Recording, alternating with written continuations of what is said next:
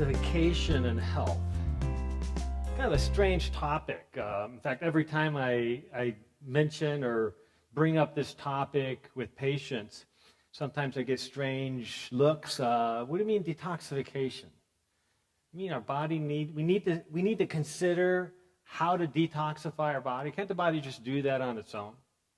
Well, that's what the body should be doing. The problem is that since 1945, after World War II, over 100,000 toxins have been developed and released into our environment. Toxins that weren't on this earth prior to World War II. We are in a new age, in a new paradigm. Health today is much harder to achieve simply because we're essentially exposed to so many things that can break the system down. So today I want to discuss with you how we should relate to this topic of toxicities. Where does it come from, and what can we do about it? A big theme of this series has been understanding how to change our epigenome, how to change the expression of our genes. We are all born with thousands of really healthy genes and potentially thousands of genes that aren't really that great, that set us up, predispose us to all kinds of disease, disability, and potentially premature death. The question is now not whether we have those genes, but what do we do with those genes? And that's what our exposome is. Our exposome is everything in our world, in our environment. Everything that we eat, everything that we drink, everything that we think, everything that we do, the air we breathe, every activity that we're involved in. That's our exposome. The challenge with our exposome, as we've been outlining throughout this series, is that there's this power of food to alter genetic expression, but what many people don't realize is that the majority of toxins that we're exposed to come to us through what? Through food. And so it's critical for us to at least stop and contemplate what foods are most likely to bring with it toxins that can tear down our human system. So there's good food, there's bad food, and as we look at our exposome, as we look at what we're eating, the problem with fast food isn't just the fact that it's depleted in nutrients, which is critical. Because you see, it's the nutrients that come from food, or I should say the healthy nutrients that should be coming from food. Those are the chemicals that actually can help neutralize toxins. Those are the nutrients that actually help get in the way of toxins so they don't hook up to the genes and to receptor sites and to enzymes, causing destruction and Haman throughout our system. So the problem with fast food is not only that it doesn't give us the nutrients that we need, but it actually brings with it toxins that have been added to it to make it more convenient, and believe it or not, to make it more tasty. It's, again, the healthy foods, the foods that come to us from nature, the colorful, natural, whole plant foods. They're actually the antitoxins. Now, once in a while I get a question that says, well, wait a minute, Doc. It's all those vegetables and fruits, they get sprayed with toxins. What about that? I don't want to expose myself to these toxins. So they're concerned about even eating whole plant-based foods. Now, I'm not saying that there isn't a problem with those type of toxins. What I am saying, though, is if you avoid eating whole foods, whole plant-based foods, you are going to have more of a toxin problem than even if you consumed whole plant foods that had been sprayed with toxins. That's a real critical thing to understand. What's even more critical to understand is where the majority of toxins come from in the food supply. And it's certainly not from sprayed fruits and vegetables. As critical as that might be, that's not the main issue. The main issue with toxicity is consuming a food that has been building up toxins during its entire lifetime. When we talk about mercury in fish, isn't it sad that a food that historically was so healthy, especially for island cultures, fishing was a key part of their diet and their health, and now essentially you can't find fish that aren't loaded with mercury. They don't have a significant enough level of mercury that they could impact your health in a negative way. That's why even the U.S. government is saying to women who are pregnant or breastfeeding or for small children, make sure you don't eat too much fish. You know, the government frequently is the last organization that's going to tell you not to eat something. Why would that be? Because there's too much vested interest. There's too many lobbyists out there saying, don't do that.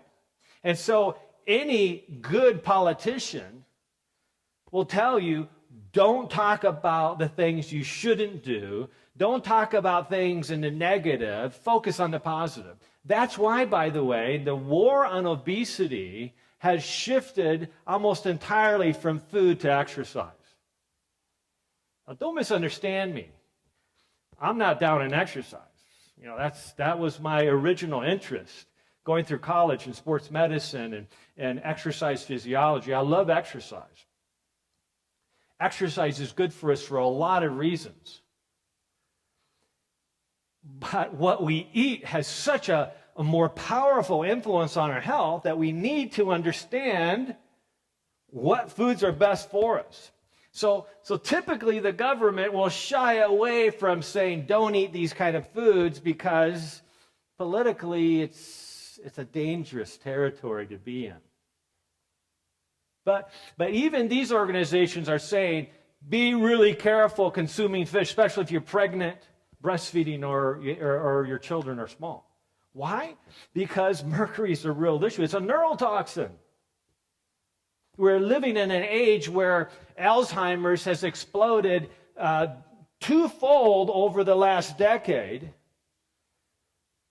And we're trying to come to grip with all the factors that might be relating to Alzheimer's and dementia and all these other illnesses. And we recognize that toxicities in our environment are a key part of that. So what happens is that the little fish eat the plants or the little teeny organisms in the ocean that have been exposed to the mercury fallout from coal burning all around the world and other sources. And then slightly bigger fish eat those fish.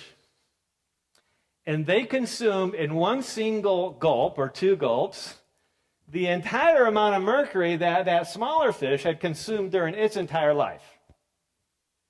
Then a larger fish comes along and consumes that fish and now has taken in the entire amount of mercury that fish has taken in from all the other fish that it's eaten. You get the picture? That's what we call biomagnification. Until you get to the predatory fish, right? The large fish. They are now seriously high in mercury. We got to be careful. Got to be careful. So, what other foods are loaded with toxins? I'd like to suggest to you that any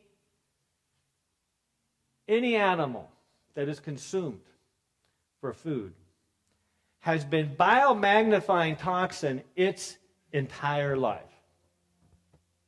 Of course, depending on what it's consuming.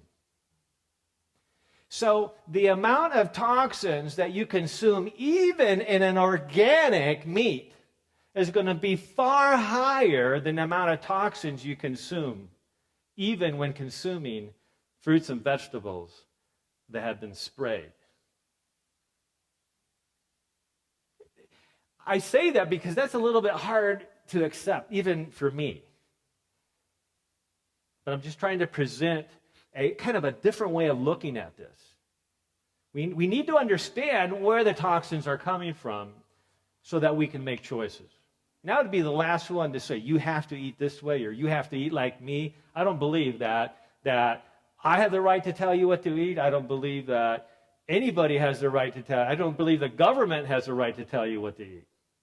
You know, there's some places that are trying to outlaw mackerel and predatory fish in restaurants, right? Because of the mercury content. Well, shouldn't that be up to you? Right? We don't need a government organization to tell us what we can and can't eat. But you need to, and I need to understand what's at stake. What are the benefits? What are the risks? We need to understand this process. What is our exposome, and how does that relate to toxicity in our lives? Another theme that has been moving through this entire series is that of inflammation. Anytime we're exposed to a toxin, that toxin is going to create inflammation. So the number one killer among adults around the world is what? It's heart disease, cardiovascular disease. Do you know that is actually primarily, in my opinion, it's primarily an issue of toxicity? Actually, it's not just my opinion. This is solid scientific information. The key here is to understand that the degree of inflammation in our body can change quickly. And this is actually a slide by an eminent physician who goes all around the country lecturing on how we as clinicians can catch our risk for heart disease early. Saying inflammation can change from day to day and week to week. And in an individual who has other risk factors for heart disease, we need to pay attention to this. And what's really critical to understand is that plaque can build up inside the artery walls very quickly. This is not something that takes years and decades to develop. It could take that long, but more importantly, we need to recognize that plaque can actually build up in weeks,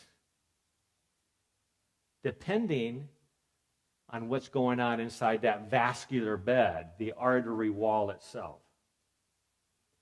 There is a test available today. It's considered what we call an advanced cardiovascular risk factor. And it's currently available in a profile that I like to order on is every patient who's willing to listen to me, called the Hunter Heart Profile. It includes this, which is the LP-PLA2 plaque test. We refer to it as the plaque test for short, because essentially it is actually monitoring the release of an enzyme in the blood that only comes from foam cells. These are the actual cells inside the artery wall that are forming plaque. I want to know whether I have this problem or not. Won't you? Don't you? I want to know if I'm actually forming plaque, and if I am, I want to figure out exactly what I need to do to reverse that process. You see, there's always a cause and effect.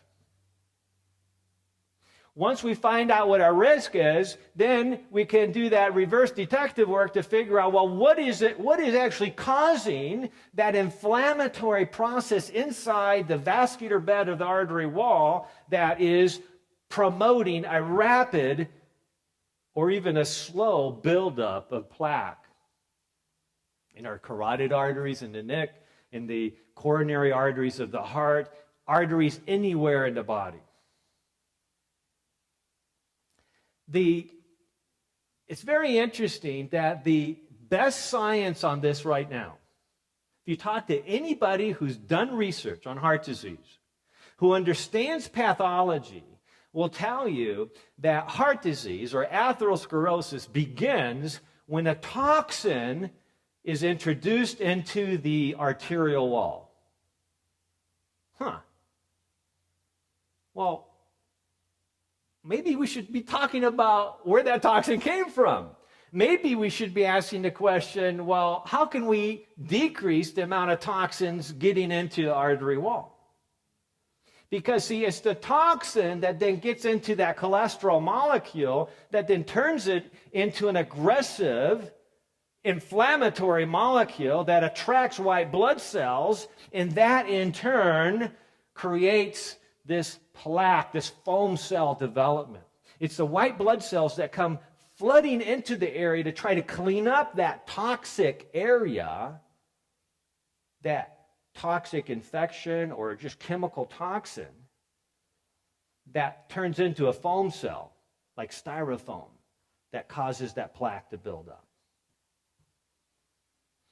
So I want you to be thinking about heart disease as being strongly related to some type of exposure to toxins.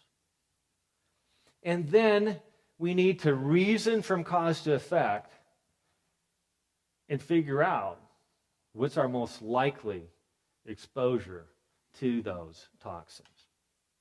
It all starts with an awareness of seeing where we're at, looking at the labs, figuring out, am I okay, or do I need to put a little bit more work into this? Another test that we have commented on several times is this apolipoprotein E. For short, we just call it the ApoE gene mutation test,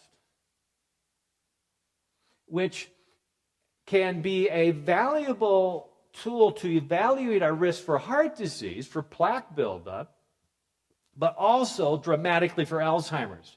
We mentioned last time that if you have 2 copies of this ApoE gene, your risk for Alzheimer's goes up as much as 34-fold. That's over 3,000%. But remember, understanding this risk doesn't mean that you have to accept the consequences. What it means is that now we have some information that we can use to alter that future destiny that could lead to heart disease, but if we're paying attention, or it could lead to Alzheimer's, but if we pay attention and act on that risk factor, do something about it, we can largely negate that influence simply because we understand our risk. Isn't that beautiful? We have a chance now. So it's critical to understand that when we have these gene mutations, when we have these other risk factors, essentially what it means is that we're now more predisposed to these toxins that influence our health. In other words, some of us need to be far more careful with what we allow into our exposome than others. That really goes without saying. We all kind of know that, but it's easy to forget and let things slide by, and it's easy to think of ourselves, well, you know, if she can eat that, then I should be able to eat that too. Or if he can do those things, I should be able to do those things too. But see, when it comes to health, comparing ourselves to other people doesn't work out very well because we're all so genetically and biochemically different. We're unique. We're biologically unique. So never compare yourself to somebody else. Somebody else that you might look up to, that you might think is so much healthier than you, might actually be much less healthy than you are. There's individuals who I hear once in a while talking about that, oh, my cholesterol is 150 or even 140. And because their cholesterol is so low, they walk around assuming that they're super healthy. When in fact, that may not be the case at all. Health, wellness is not determined by 1, 2, 3, 4, 5, or even 10 different risk factors. It's looking at the big picture.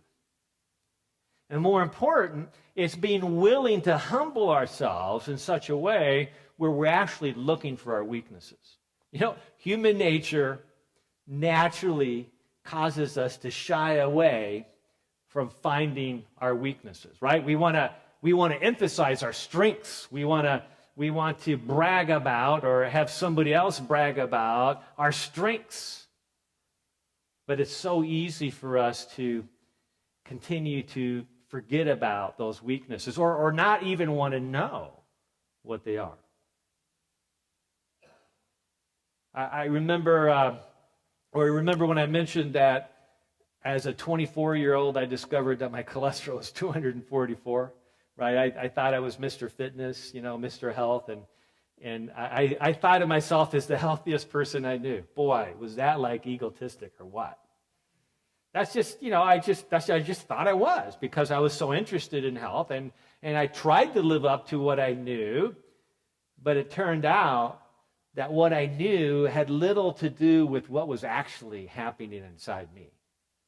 See, that's the difference between book knowledge and a general understanding of wellness and the willingness to actually go and get tested for yourself and see what's really happening inside of me.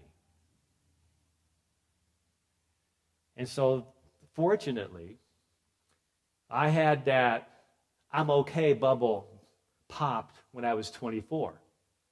Some people walk around their whole lives thinking, I'm okay. I don't need to change. Because they have no idea what their real risk is. But I was fortunate that I kind of got blindsided and forced to look at this when I was a young man. And I believe that has saved me an immense amount of misery and health challenges 30 years later. So let's take a look at detoxification and healing.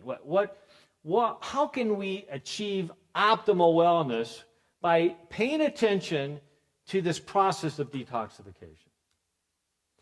I'm going to share with you several statements that I gleaned from this book by Dr. Sidney Baker. Dr. Baker is a family physician from Yale University. Professor, taught there for many years, retired now. But as he contemplated what he had learned in medical school and how he taught many medical students, he realized that there's some things that he hadn't really appreciated. And after retirement, he wrote this book called Detoxification and Healing.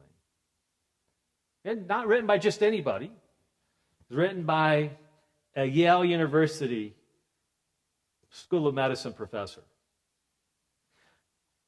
The question is, well, why do I need to detoxify or consider what is going on in my body?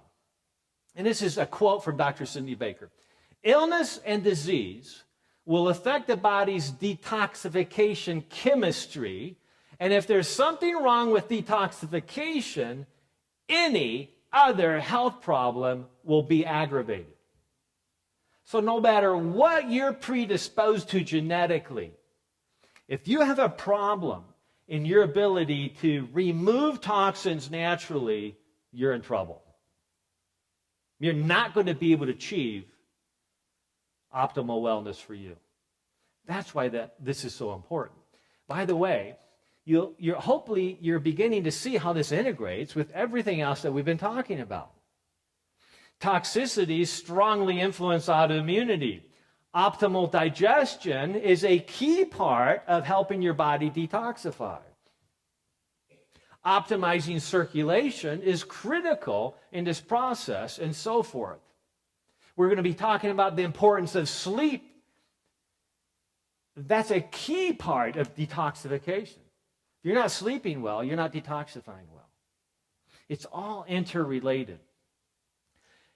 It's important to understand that there's actually a molecular basis for health and disease. Just recently I had the privilege to meet some molecular pathologists that are collaborating with us in putting together a research project to see the epigenetic changes that can occur in diabetic patients and people with heart disease. It's key to understand this at a molecular level because, see, everything operates at a molecular level. Our thoughts are not just ethereal gases floating through our body. Our thoughts actually have a molecular basis to them. They're physical, just like moving muscles back and forth is physical. Thoughts are physical. They are an expression of our lives. So, optimal health and the potential to heal requires that we provide all the necessary elements to optimize the system and remove any interfering elements. These are the two key aspects of any wellness program, of any healing program. You have to have these two. I'm going to read it again. This is critical. Optimal health and the potential to heal requires that we provide all the necessary elements to optimize the system and remove any interfering elements.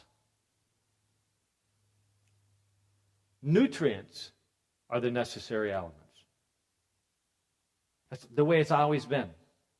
Without these necessary elements, your body can't heal. So eating a healthy diet isn't really primarily about optimizing weight or lowering your cholesterol or even lowering your blood sugars. It's really primarily about giving you the very building blocks by which the body can heal. That's the bottom line. But it doesn't stop there. That's the number one importance right there. The proper nutrients, the necessary elements. But we also need to understand that toxins are the interfering elements. Now, it's also important to recognize that toxins aren't just those things that come to us from the outside. What we refer to them as the exotoxins, things that come from the outside. Things mercury that comes from burning coal. Other toxins that are spread around the country because of spraying, etc. But there's also a very important endotoxin. Actually, it's many endotoxins. These are toxins that even a healthy body produces minute by minute, day by day. Our bodies, if they are alive, are producing toxins. That's just the way it is. The body is constantly taking in oxygen and then trying to remove carbon dioxide. If you can't remove carbon dioxide, it will become toxic. The kidneys are constantly removing toxins that are a natural byproduct of metabolizing food, of breaking down protein. And so the body's actually designed to be able to remove lots of toxins. So that's where our study should begin, is that, well, how does the body normally do this? And how can we help the body do its job well? Essentially, it's by making sure that every system of the body is working well. So the key in this molecular basis for health and disease is to recognize, as I mentioned, that everybody is different. In other words, don't let anybody tell you that because this was good for them, it should be good for you as well.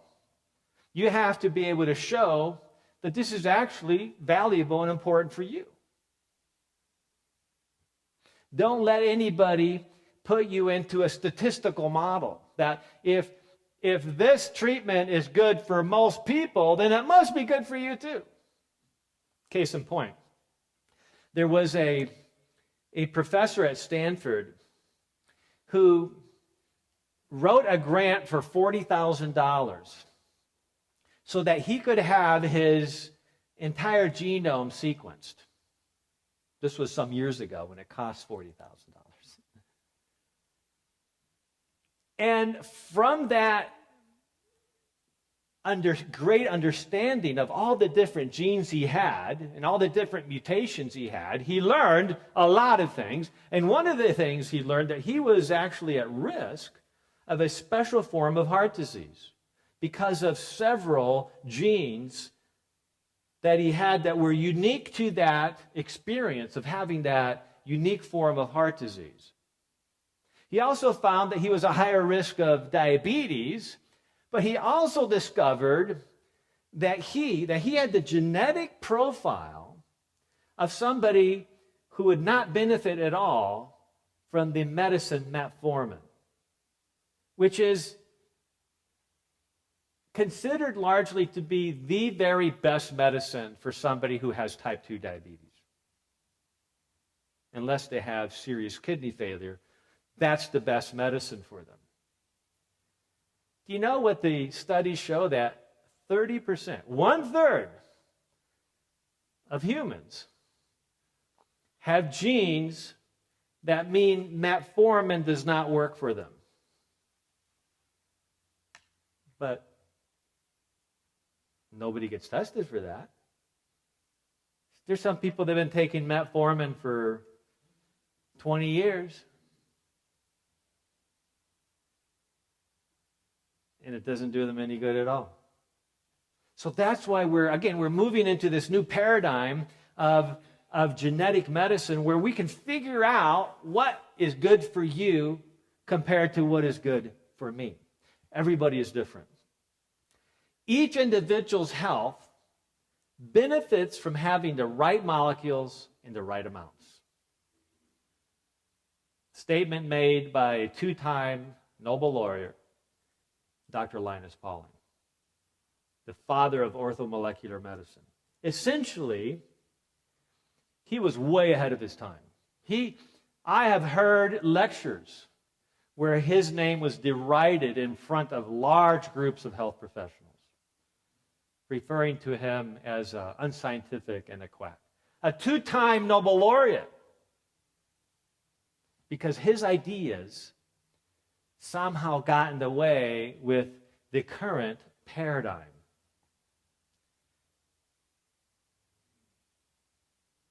The people who knew Dr.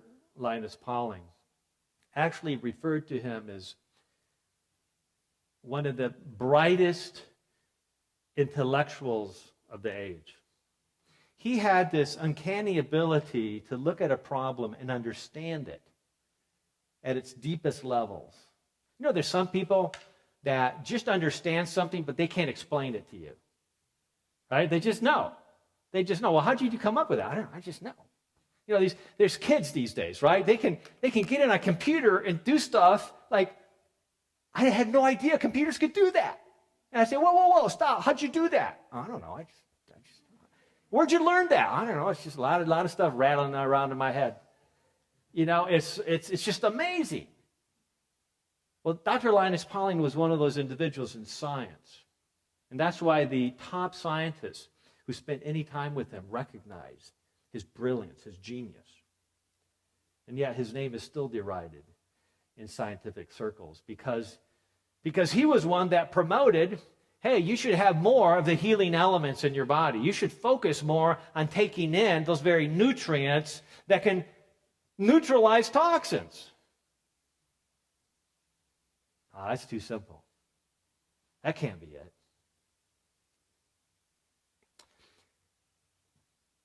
A study was done a couple years ago, published in 2010, And it was published in a scientific journal that was actually a consortium of many different biologists, a federation of biologists, a well-respected scientific journal. And they had done a very interesting study that related to rapid aging disease, Werner's syndrome. And so it's important to understand as we look at the study that people with Werner's syndrome begin to show signs of accelerated aging in their 20s. They develop age-related disease and generally die before the age of 50. I went to school with somebody who had accelerated aging disease.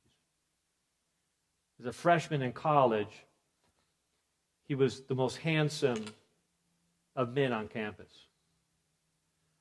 Within 3 years, he looked like he'd aged 30 years. Within 8 years, he was in a wheelchair. His skin had turned from a beautiful olive complexion, dark black hair, to rough patches of gray all over and mottled skin, health falling apart, couldn't walk anymore. So it's a horrible, horrible disease. Well, these scientists actually showed that vitamin C stops and even reverses accelerated aging in a group of mice that had a similar genetic disease to Werner's syndrome. Let's take a look at this. Before adding the vitamin C to their drinking water, the mice with the mutant WRN gene were fat, diabetic, and were rapidly developing heart disease and cancer. It's a bad combination. Correcting the relative insufficiency of vitamin C in these mutated mice led to improved fat burning, decreased tissue inflammation, and less oxidative stress. After treatment with the vitamin C, just having the mice drink the water that had vitamin C in it, these mutant mice, they were mutant mice. They had this horrible gene that led, if unaddressed, to rapid accelerated aging, heart disease, cancer, diabetes, obesity.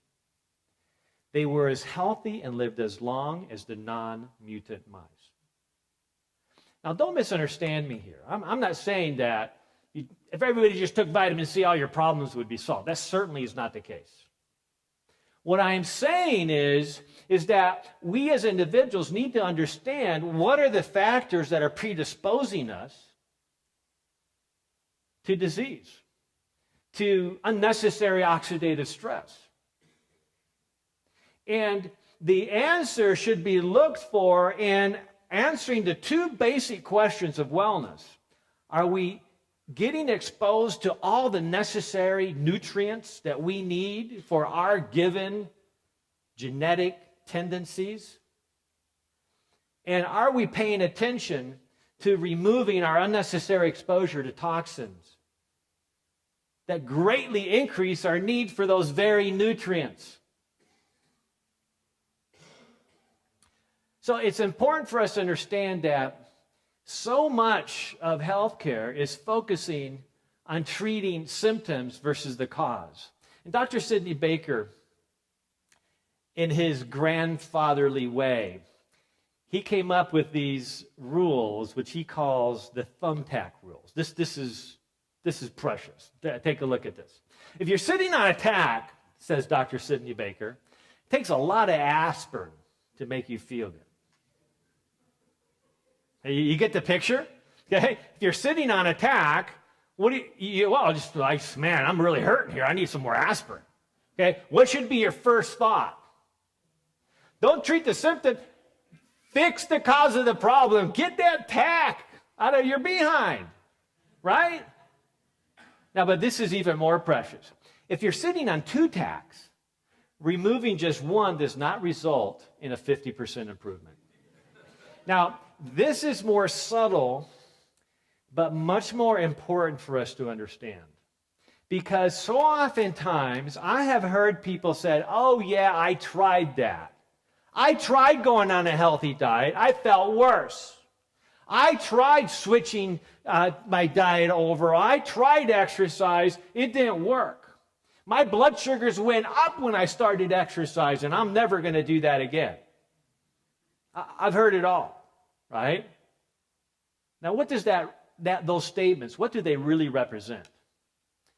They represent somebody who, for whatever reason, they are unwilling to really do what it takes to figure out how to optimize healing in the body. Is it possible that somebody can switch to a plant-based diet and feel worse? Absolutely. Okay? I mean, we need to do this wisely. That's why we need to pay attention to individuals who understand how to do this, who spend their lives developing cookbooks and approaches to cooking this food properly so that it not only is good for you, but it actually tastes good. Right? Cookbooks like Naturally Gourmet, cookbooks like that focus on helping guide you to make good decisions in a way that you can feel good about it. Sometimes you need to actually have somebody walk you through these strategies because there's so much going on in your health. You do one good thing and it actually backfires somewhere else. Oftentimes that backfiring comes because you quickly become over-medicated. And if your physician isn't eager to help you decrease your medications, when you start making positive, healthy decisions and exercising more often and eating the right diet, your need for blood pressure medications, your need for blood sugar medications begins to drop fairly quickly. And if you're not monitoring sugars, if you're not monitoring blood pressure, you could get to the point where you're feeling a whole lot worse and you could be in the ER trying to figure out why you're doing so badly and then blame it all on the exercise program and the diet, when in fact those were the very things that were making you so healthy that now you were being over-medicated. The answer is pay attention and be aggressive about adjusting the medicines with the help of your doctor. Real critical factors to consider. So it's really critical to understand here that when it comes to cardiovascular disease, there are actually two main factors that I think that are driving cardiovascular disease that get very little attention. And that is toxins, and number two, infections. Low-grade infections actually create a toxic environment in the bloodstream that increase inflammation and therefore speed up the plaque formation. Let me tell you a story about a lady in Redlands, California about 20 years ago. A friend had brought some boxes from out of state that had been stored in her garage. And one day she was rummaging through her garage trying to clean up. And as she was moving one of the boxes, a spider bit her right on the arm. Fortunately, she noticed that it was a brown recluse spider. She looked at it, and it hurt. A day goes by, and she's in tremendous pain. She goes to her doctor, and her doctor looked it up. Sure enough, it was brown recluse. No known antidote.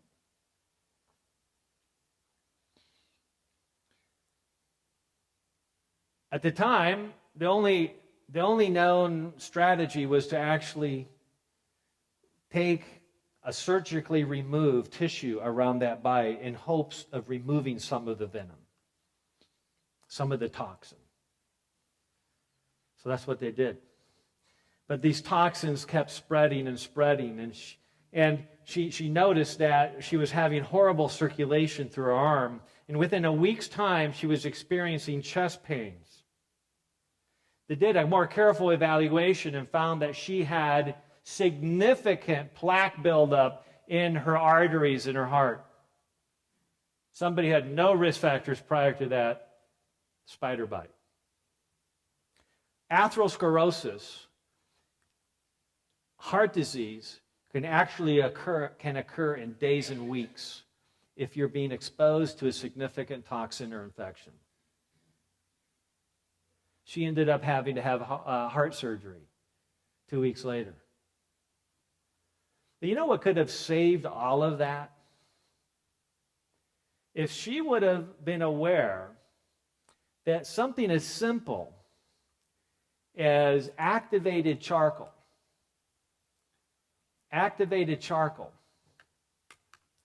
and made a little poultice with flaxseed oil or olive oil and put it right on top of that spider bite and changed it every couple hours, it would essentially been resolved within days.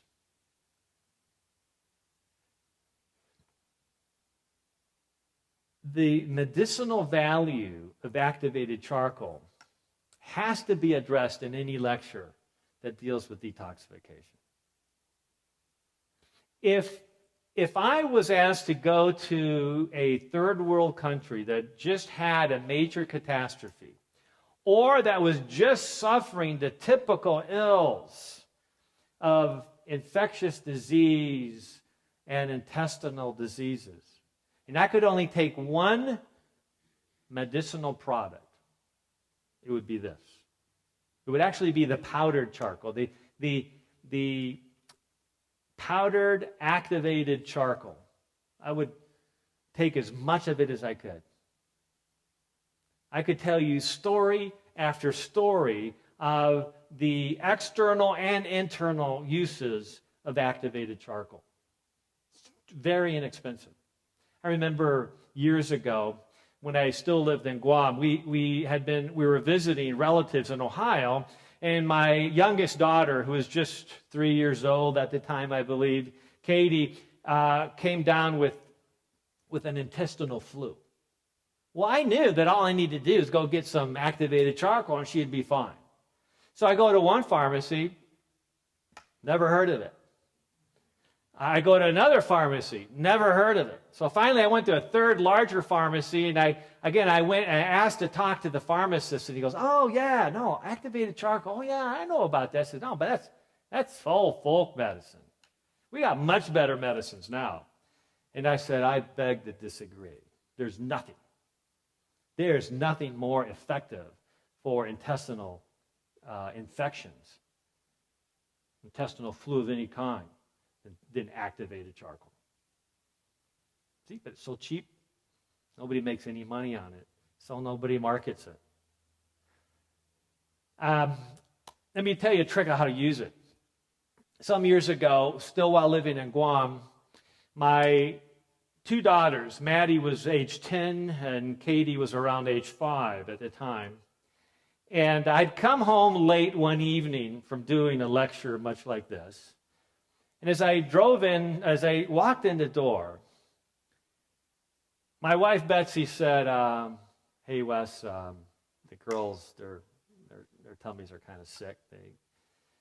There's been some type of thing going around the neighborhood, and they're getting sick." So I looked at them, and I could see the look on their face, hunched over. I could tell their tummies weren't feeling very good. They were kind of like looking at me like pleading, like little puppies, like, "I don't know what's wrong, but just fix me." And so I said, "Oh, no problem. Daddy's going to make you a black shake." And I remember thinking, "Oh, I shouldn't have said that." But they were like, that shake part sounded good, but that black shake, they weren't quite too keen on that. So Maddie, being the curious one, the oldest daughter, she walked up to me as I was I pulled out the charcoal container and scooped out a heaping teaspoon of charcoal. You got to put it inside the sink because that charcoal is so fine, it'll go everywhere.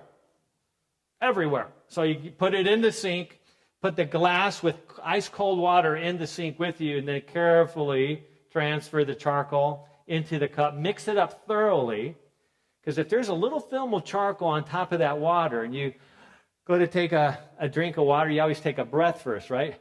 So you can drink that charcoal, go right into your lungs. Now, that's not the end of the world, but that's not what you're trying to accomplish there. You don't want to be coughing for the next couple minutes. So I mixed it up, and as Maddie saw me mix up this charcoal black shake, she goes, "Oh, Daddy, that doesn't look very good." And so I instantly realized my mistake. I shouldn't have let her, you want to put it into some type of carton or colored cup with a colored straw so they don't notice that it's black and yucky looking. And so I said, instantly I realized what I needed to do. So I said, "Oh, honey, this isn't for you. This is for Daddy. I don't want to get sick like you." So I proceeded to drink that entire black shake. And she kind of watched me like, and then she said, "Well, what about me?" And I said, "Oh, honey, would you like some too?" And of course she goes, uh-huh. And so then I made one for her, and I made sure it's cold. The trick is to make it cold. You put you get ice cold water, you put ice cubes in, mix it up thoroughly, put a straw in there, and have them drink the whole thing. About 4 or 5 ounces, full heaping teaspoon. It actually, when it's cold, it's almost minty. I don't know how else to describe it. It's cool. It feels cool drinking it. Now, if you drink that in just regular tap water, it's going to taste like you're drinking chalk, right? It's not going to be very tasty. So then Katie came, and big sister did it, so she's going to do it too. But within 30 minutes, they were fine.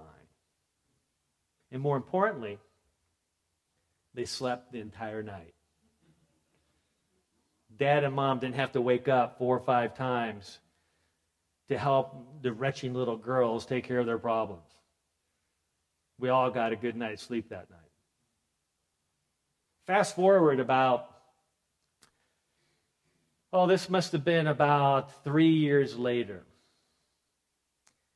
Katie is now about 8 years old, and this was one night here in Temecula, and as I came home that night, Betsy had said something about Katie, wasn't feeling real good, and I looked at her. She looked all right to me. I wasn't paying attention, and so I went to bed, forgetting about that.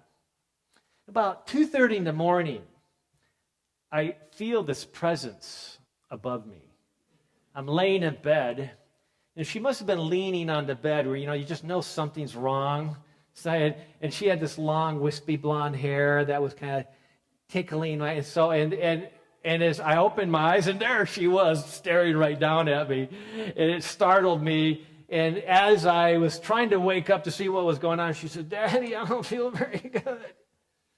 I'm going to throw up." So I jumped out of bed, grabbed her, rushed to the master bedroom toilet, got her there just in time, and as I'm holding her Goldilocks back as she's retching into the toilet, she's saying to me, "Daddy, can you make me a black shake?"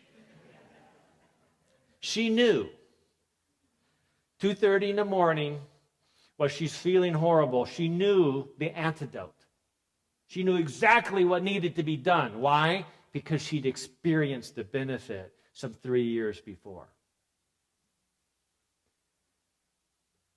I went and got that black shake, made sure she drank all of it, laid her down in bed with us. She fell asleep within a few minutes. I carried her back to her bed, covered her up, went to my bed, and slept the rest of the night. Now, tell me that that's not a medical value of charcoal. She slept the whole night, and so did her mom and I. That is valuable. There's all kinds of medicinal uses of charcoal. In fact, my oldest daughter now, who has done mission work in Peru and Mexico and other places, she is the local natural healer. Why? Because she takes a bottle, a container of charcoal everywhere she goes. And she's helped sometimes a lot more people than the local doctor that was there to help us. So take advantage of that. Now, there are actually many detoxifying strategies that are natural. About 2 years ago, I did a dinner with a doctor right here. And the title of that talk was Detoxifying for a New Year. If you want to learn about the natural strategies, the 8 natural laws, and how by following them they help your body detoxify, go to YouTube and just type in Dr. Wes Youngberg Detox, and you'll see that hour-long presentation that goes beyond what we're discussing today, looking at natural remedies. But I want to tell you about one right now, which is sauna therapy or hot, cold water therapy.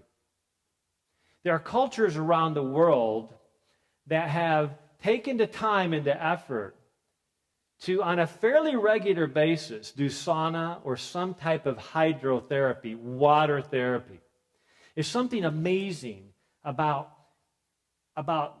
heating up your body to the point where you're starting to get uncomfortable, and then going and taking a really cold shower or taking a swim in a frozen lake or ocean, or dipping yourself in an ice chill pool and then coming back to the hot portion. Hot, cold, hot, cold, hot, cold. The first sign of a cold or flu or any sickness of infectious nature coming on, if you take the time to do some hot, cold, hot, cold, hot, cold therapy, it can dramatically boost your immune cells. It can dramatically increase the production of B cells that make antibodies specifically against a virus that's starting to overwhelm you. I guarantee you, you'll feel a lot better after doing hot, cold therapy. It can be as simple as going into your shower and just gradually turning it as hot as you can take it on your chest and throat area. Obviously make sure that you're regulating that carefully so you don't burn yourself. 3 minutes or 4 minutes hot, and then turn it all the way cold. Now, here in California, we don't really know what cold is. But we do our best, right? You can actually get a shallow pan of ice water that's right outside the shower or bath, and you can actually grab that ice and rub it over your chest and throat area for about 30 seconds and then go back to hot, 3 to 4 minutes, and then back to cold for 30 seconds. Do that 3 times, and it will invigorate your immune system powerfully. But there's something special about sauna or hot therapies, is that they create a sweat. And every time you sweat, you release toxins. It would be a good rule to have to bring yourself to a sweat every day. Some way, somehow. Either through exercise or through some other sweat or sauna therapy. In February, earlier this year, I had the privilege to do a series of talks like this in the beautiful country of Finland. Yeah, even in February, it was beautiful there. But what really intrigued me about Finland was the Finnish sauna houses that were right on the Baltic Sea. We were right there at our conference center, right there on the Baltic Sea. You could just see the islands. And I mentioned several times in my lectures, says, man, next time I come to Finland, I want to make sure I do Finnish sauna. So after my last lecture, a lady came up to me and says, we live just right down the street, right across from this conference center. And my husband has a Finnish sauna in our house. He would love to be your host this afternoon. Would you like to come? Absolutely. Absolutely. When I was in Guam, one of my favorite things to do was every afternoon I'd go to the steam room and do that hot and cold 3 times after I'd walked on the white sand beaches for 20, 30 minutes. Well, okay, can't stay in paradise forever.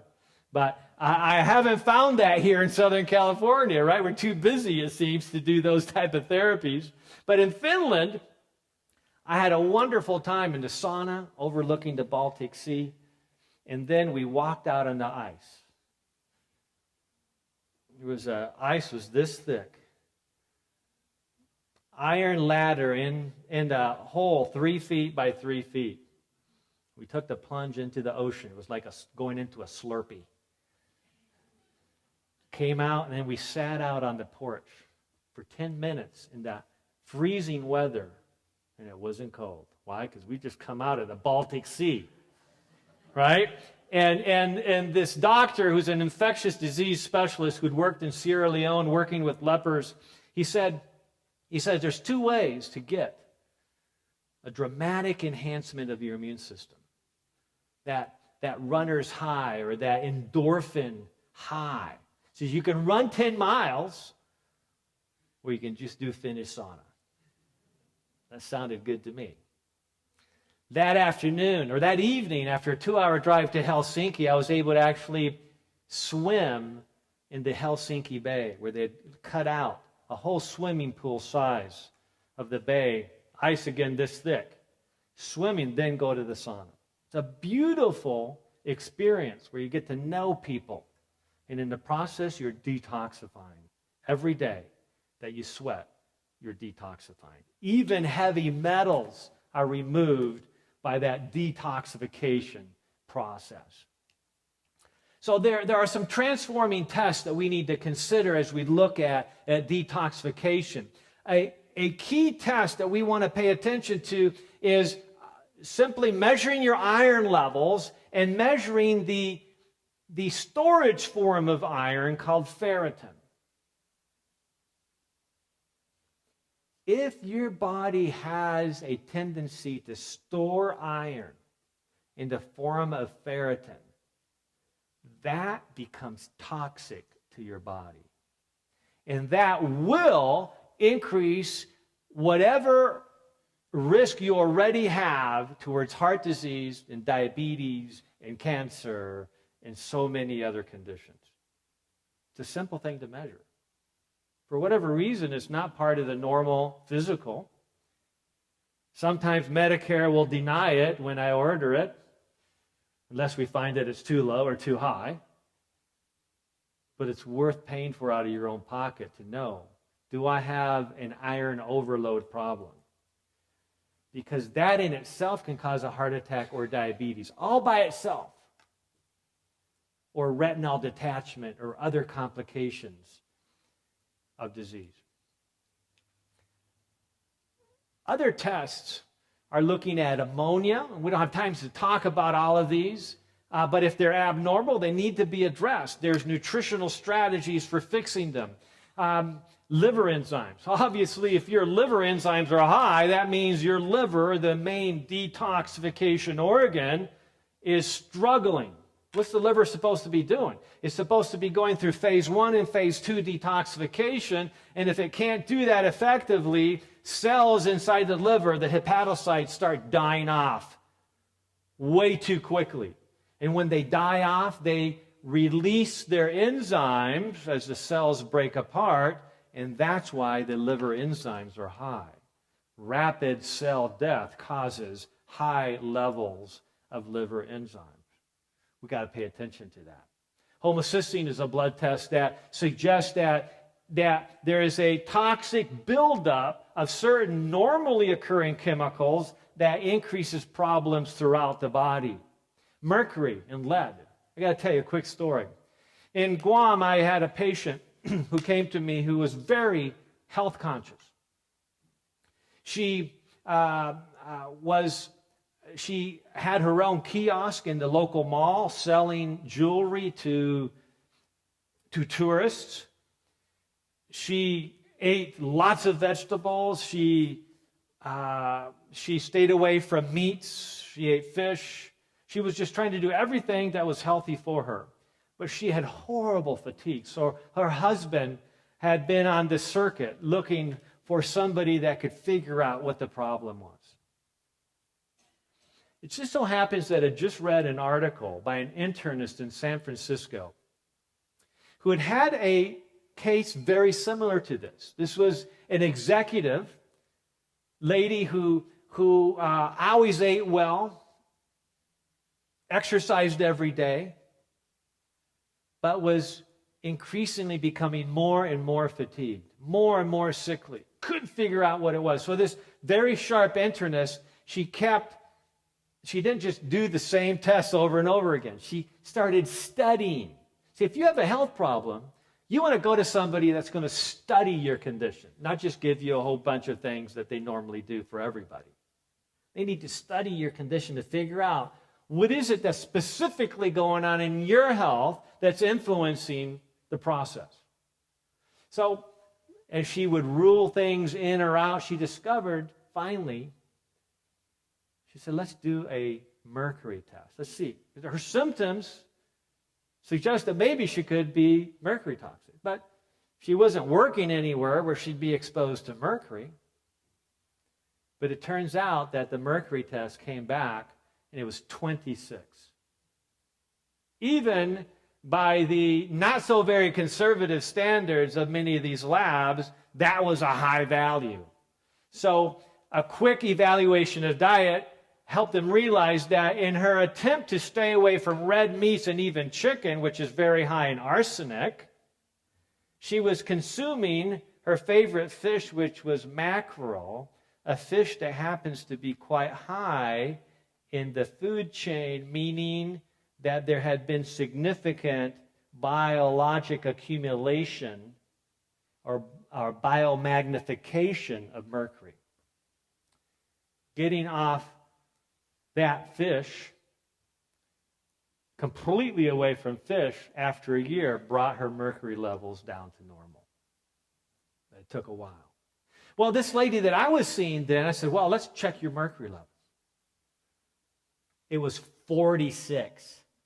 It was sky high. It was almost double what this other amazing case study in San Francisco had been. And so I remember talking to her and discovering, yes, she did like fish. But I'm thinking, everybody in Guam eats fish, right? So this can't be the only thing going on. So I started quizzing her about other things. And then a thought occurred to me. The jewelry that she was selling at the kiosk was actually cheap jewelry that was made with mercury. And every day she would grab a little ring and show it to somebody, and then grab it and put it back. And she was constantly touching these rings that were contaminated with mercury. Wait a minute, are you saying that I could actually get mercury toxicity by touching jewelry that has mercury in it? Absolutely. You can get lead toxicity by carrying around lead pipes. I've seen it in my patients. See, whatever you touch can get into your blood. Understand that. In fact, whatever you put on your hands or on your body gets into your blood too. Pay attention to that. So we need to understand how we're exposing our body. And we could talk all day about mercury and lead. Those are critical factors. There's other tests that we should consider. Magnesium. Because, see, magnesium is the very element, the very healing nutrient that should be attached to certain receptors in areas of the body that mercury loves to be attached to. So if you're low in magnesium, which, by the way, the vast majority of adults in the United States are low in magnesium. And if you have diabetes or prediabetes or heart disease or hypertension, chances are you're even lower. Well, guess what? That is a perfect storm scenario for Mercury to just walk on in and take over. Because Mercury loves to be where magnesium is supposed to be. Understand that. Pay attention to that. We've already talked about the cardiac CRP, that measure of inflammation. Kidney function we're going to be looking at in a little bit, and how critical it is for us to have healthy kidneys, because that's what helps us detoxify. 20% of our blood is being filtered by our kidneys every minute, and if our kidneys aren't doing a good job, we have a toxicity problem. Hormone panels can be important too, because there's scenarios where if you're not detoxifying the hormones properly, you're setting yourself up for cancer. The MTHFR gene mutation test, if you find that there is a mutation, that means that your body isn't able to activate folate, the vitamin folate, very well, and that means that you don't detoxify very well, which means that we need to really figure out how to fix this. So there's all kinds of ways to look at this. And here's the key. The key is that you can choose whether or not to pay attention to this critical part of health and healing. I really encourage you that as you consider all the things that you've been learning in this series, that you be willing to work with your healthcare team to figure out what it is that you need to work on. Don't just get on a program with everybody else. Let's find out where your weaknesses are.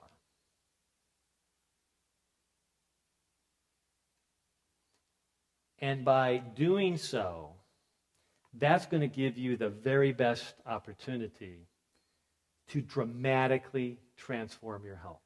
Remember, you are the chairman or the chairwoman of your board of health. Nobody can tell you what to do. Nobody can tell you how to go about this. You're the chairman, the chairwoman. Make sure you've collected a healthcare team around you that can help guide you, but ultimately the decision has to come from you, or else it's not going to work. You can do it. Thank you.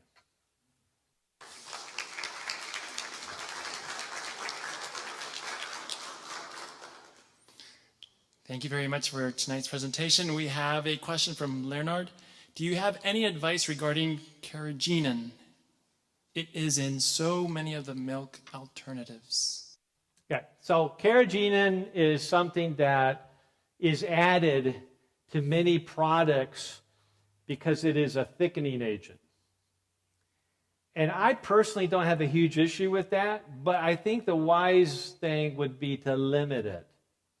Many of the soy milks or the store-bought soy products or soy milks or other imitation milk products will use some carrageenan as a thickening agent.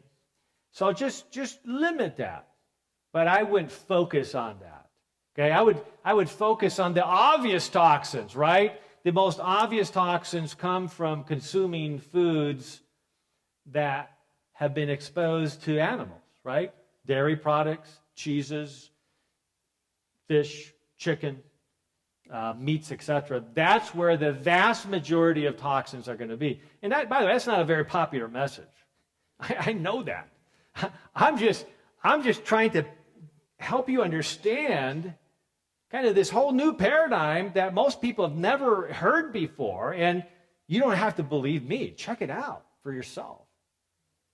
The key is understanding where do the toxins come from and making sure that we don't get caught up in the minors but emphasize the majors, right? Next question, what are the foods then that help in the process of detoxification? Wow, okay. Well, first of all, just another plug for video that is on YouTube. Just type in Dr. Wes Youngberg detox, and there's a whole 30 minutes talking about foods that are powerful in helping people detox. But here's the core to that, and that is make sure that you're getting an average of 15 grams of fiber per meal, if you can. At least 10 grams of fiber per meal from whole food. Not just, okay, I'm getting my tablespoon of Metamucil at every meal, right? And by the way, most people who take Metamucil are getting it with aspartame to sweeten it up. And we already know from previous studies that aspartame is one of the most inflammatory substances that you can consume. So be careful not to, in the process of doing something you think is good for you, you're actually creating a toxicity that overall makes that more damaging to your body than the benefit that you think you're getting. So that's why you want to get your fiber from whole foods, foods that also give you all those other plant-based chemicals that help your body detoxify. So that's the core. Thank you. If there's anyone in the audience who would like to ask a question, you're welcome to come up and share with us your question. The next question is, what are the advantages of bee pollen? Okay, bee pollen, I'm no expert on bee pollen. However, I wouldn't have a problem taking it, just like I wouldn't have problem eating honey. I've been in arguments before when I was in college with classmates of mine that said honey is no different than sugar because they're looking at the caloric value. Yeah, there's just as much sugar in honey as there might be in some soda or whatever. But the point is that there are certain foods that bring with them many other nutrients or chemicals that have potential healing. And so while I don't personally promote bee pollen or take it myself, I don't have a problem with somebody taking that. And in fact, there may be a lot of value to it, but I'm not an expert in that, so I can't say. Okay. Evan, who's in our audience, he would like to ask you a question. Yeah, about 3 weeks ago, you had mentioned a vitamin for neuropathy. For neuropathy. There's two key things. If somebody has nerve pain or pain in their extremities associated with irritated nerves, the first one would be alpha-lipoic acid. Alpha-lipoic acid is this very unique antioxidant that has both a fat-soluble and water-soluble element to it. So it can work within the bloodstream, within the fluids of the body, and within the actual fatty membranes of the body. And there are many studies documenting that individuals who have nerve damage or neuropathy actually benefit when they consume alpha-lipoic acid somewhere in the range of 300 milligrams twice a day, especially diabetic neuropathy. So that's one. The other one is making sure that you're getting adequate amounts of the omega-3 oils, the DHA, which can be found as well in a vegan formula from marine algae. So DHA is critical for nerve health as well as the alpha-lipoic acid. Our next question comes from Melissa, and she's from Michigan. Is the use of therapeutic clay for detoxification recommended? It can be, yeah. So therapeutic clay is just kind of another way of doing charcoal therapy. It's slightly different, but it's essentially accomplishing the same thing. It has this adsorptive quality that just draws in toxins.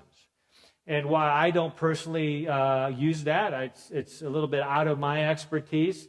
I've had so much benefit from just using and recommending the activated charcoal that seems to work very good. But I've had patients who swore by the benefits of the clays as well.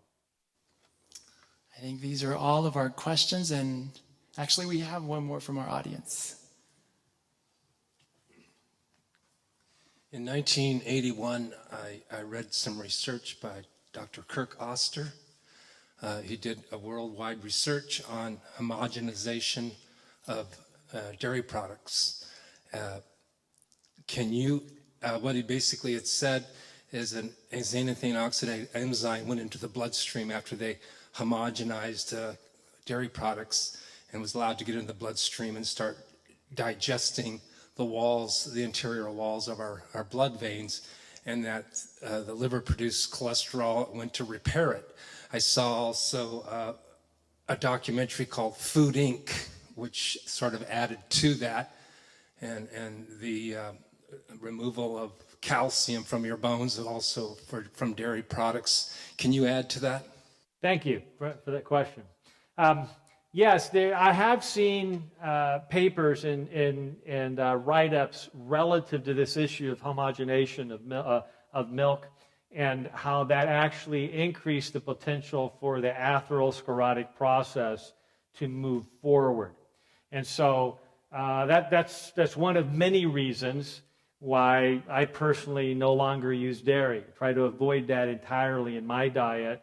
And I have learned that one of the first foods to encourage people to avoid as they're wrestling with any type of health concern is to usually move away from dairy. And because it has such a wide influence, and there's so many potential toxins also, and hormones and pesticides and antibiotics that come with it. And so it's just easier to let the body heal without the exposure to that.